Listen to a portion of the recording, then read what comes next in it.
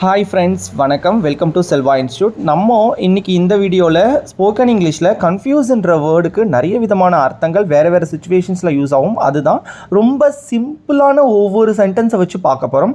வாங்க நம்ம வீடியோவில் போகலாம். பேசிக் சம்மந்தமான இங்கிலீஷ் வீடியோஸ் நான் டிஸ்கிரிப்ஷனில் கொடுத்துருக்கேன். ஸோ அதையும் பார்த்து நீங்கள் தெரிஞ்சுக்கோங்க.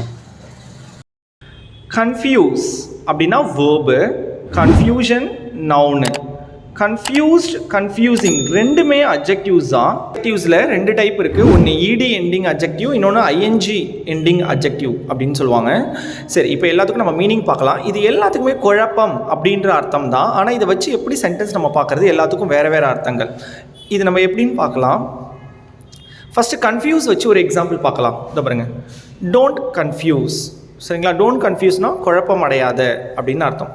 இல்லை குழப்பம் வேண்டாம், குழப்பம் பண்ணாத அப்படின்னு அர்த்தம். சரிங்களா? இது மாதிரி நிறைய சென்டென்ஸ் சொல்லலாம்.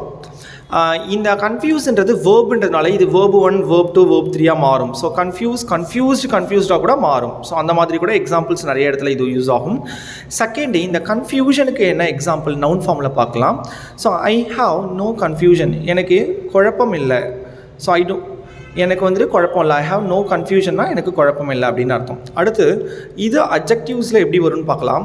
ஐ ஆம் கன்ஃபியூஸ்டு அப்படின்னா என்ன அர்த்தம்னா நான் குழப்பமாக இருக்கிறேன் அப்படின்னு அர்த்தம். ஸோ இது ஒரு அட்ஜெக்டிவ். இடி எண்டிங் அட்ஜெக்டிவ்ஸில் ஐ ஆம் கன்ஃபியூஸ்னா சொல்லணும். ஐ ஆம் கன்ஃபியூசிங் சொல்லக்கூடாது. நான் எல்லாரையும் குழப்பிக்கிட்டு இருக்கேன் அப்படின்னு அர்த்தம். ஐ ஆம் கன்ஃபியூசிங்னா அப்படி சொல்லக்கூடாது. ஐ ஆம் கன்ஃபியூஸ்டு தான் சொல்லணும். நான் கன்ஃபியூஸ்டாக இருக்கேன் அப்படின்னு அர்த்தம்.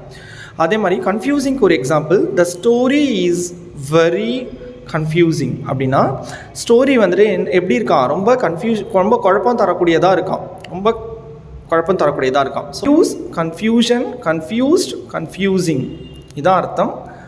இது மாதிரி நிறைய எக்ஸாம்பிள் நம்மளால் க்ரியேட் பண்ண முடியும்.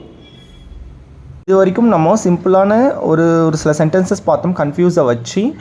ஸோ இதுக்கு மேலே நம்ம நிறைய இந்த மாதிரி இங்கிலீஷினுடைய ட்ரிக்ஸ், கிராமர் இதெல்லாம் பற்றி நம்ம பார்க்க போகிறோம். அதுக்கு முன்னாடி நீங்கள் நம்மளுடைய வீடியோ புதுசாக இருக்கீங்கன்னா மறக்காமல் சப்ஸ்கிரைப் பண்ணுங்கள், லைக் பண்ணுங்கள், ஷேர் பண்ணுங்கள், கமெண்ட் பண்ணுங்கள். மீண்டும் ஒரு புதிய வீடியோவில் சந்திக்கலாம். தேங்க்யூ.